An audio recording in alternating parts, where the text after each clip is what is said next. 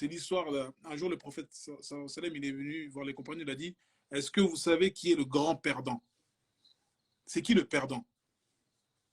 Et les compagnons ont dit, c'est quelqu'un qui a tout perdu, il a tout perdu, il n'a plus rien, il est fauché, il n'a plus rien, etc. Il a dit, je vais vous dire qui est le grand perdant. C'est un homme qui va arriver le jour du jugement.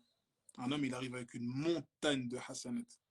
Montagne. C'est-à-dire, imagine n'importe quelle montagne. L'Himalaya, l'Everest, en hasanat.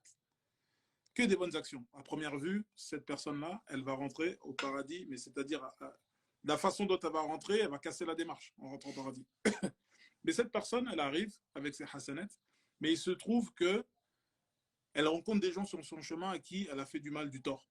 Elle a parlé derrière ces gens-là. Elle a jugé ces gens-là. Elle les a blessés au plus profond d'elle-même. D'ailleurs, entre parenthèses, blesser un musulman, il est préférable de casser 70 fois le Kaaba que de blesser un musulman. Le hadith est authentique. Que de toucher, ça veut dire que toucher l'honneur d'un croyant, son honneur, ça veut dire sa dignité.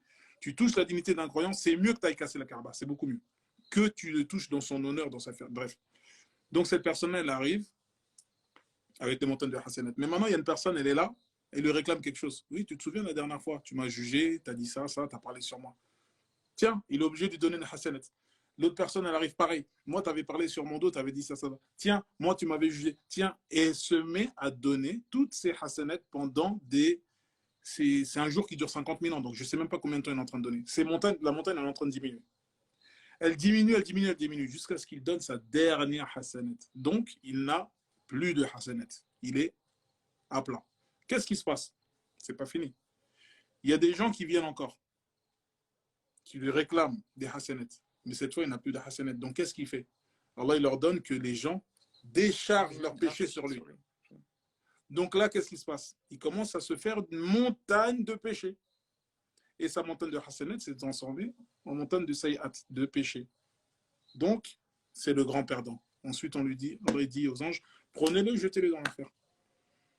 Il est là le grand perdant. Et c'est quoi son histoire, lui? Tu parles sur les gens, tu termines tout le monde, tu juges, tu parles, tu insultes, tu dors tranquille, tu même, tu dors, tu prends ton désir, tu te réveilles alors que la veille, toute la semaine, tu es en train de casser le cœur de tout le monde. Il est là le grand perdant. Donc méfiez-vous, faites attention à ça. Que chacun regarde sa teuport, chacun regarde sa pelouse, son assiette.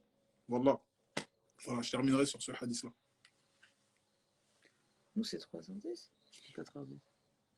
86. Ah ouais, j'entends. Mais c'est 1 heure à l'avance? Bon, ils font 1h15 à l'avance. Ah ouais. Voilà, donc on a dit qu'on allait terminer là-dessus. Donc la prochaine fois, on fera on préviendra avant de faire un live. Ouais. Non, on en fera. Tu feras un live. Inch'Allah, on en fera. Pendant Ramadan, on est obligé. Il faut faire la bonne action, il faut la chercher. Tu vois, ça monte de ouf. Ah, ça a monté par rapport à l'histoire. Non, mais c'est important. C'est important parce que le bien, il faut le chercher comme de l'or, comme le diamant. Tu vois pas. On en a besoin. On est obligé de connaître ces histoires-là. Il faut connaître. Il faut savoir ça. Il y a des gens qui font des choses par ignorance. Ouais.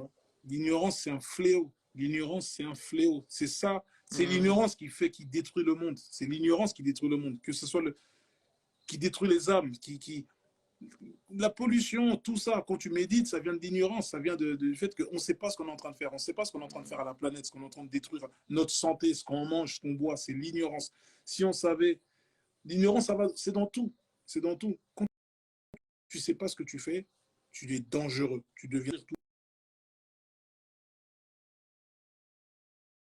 le monde, te détruire toi-même. C'est pour ça que cette règle en islam qui est connue, fa'alam annahu la ilaha illallah wa astaghfir li dhanbik. Apprends, connais que ton Seigneur est certes unique et implore le pardon pour ton péché.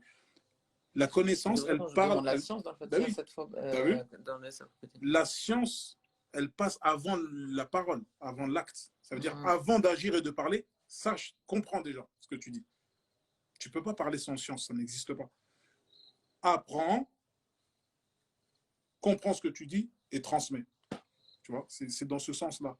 Et aujourd'hui, malheureusement, on a tout l'inverse. Les gens, ils ne comprennent pas ce qu'ils font, ils se mettent à parler, ils se mettent à égarer tout le monde, ils se mettent à dire des dingueries, et ça fait des dingueries partout.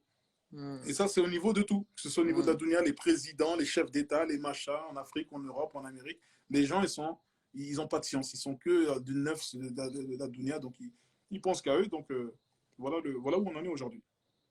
Voilà où on en est aujourd'hui. On est confinés, on est là. Hmm. Tout ça, c'est l'ignorance, c'est le fléau, c'est ça en vérité. Ouais. Bon, bah contente que ça vous ait fait du bien et on va vous Carrément, laisser parce que, prier. Non, même pas, mais bon. ouais, il doit aller manger quand même. S'il y a des prières parce qu'ils sont sur notre live, après, c'est qu'on prend les péchés.